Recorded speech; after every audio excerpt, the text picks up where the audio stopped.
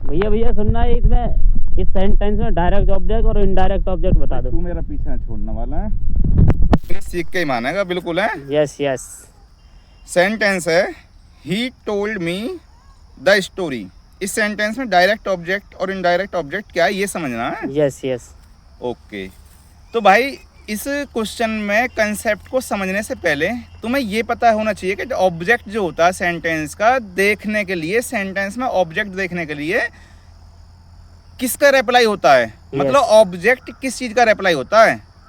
अब भैया जैसे सेंटेंस का सब्जेक्ट देखने के लिए हम हु का यूज करते हैं ना, ऐसे ही अगर सेंटेंस में ऑब्जेक्ट देखना है तो सेंटेंस में ऑब्जेक्ट व्हाट और हुम के रिप्लाई होते हैं। अब क्वेश्चन था तुम्हारा he told me the story, ठीक है। यस। अब यहाँ पे व्हाट का रिप्लाई देखो, what he told the story, मतलब एक हुआ व्हाट का रिप्लाई। जो व्हाट का रिप्लाई होता है वो होता है डायरेक्ट ऑब्जेक्ट। बात क्लियर है।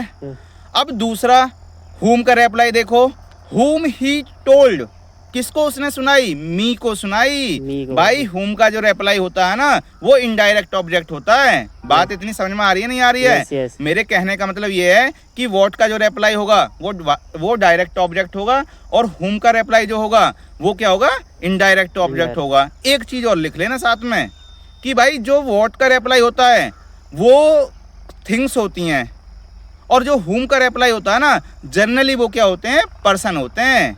बात क्लियर है?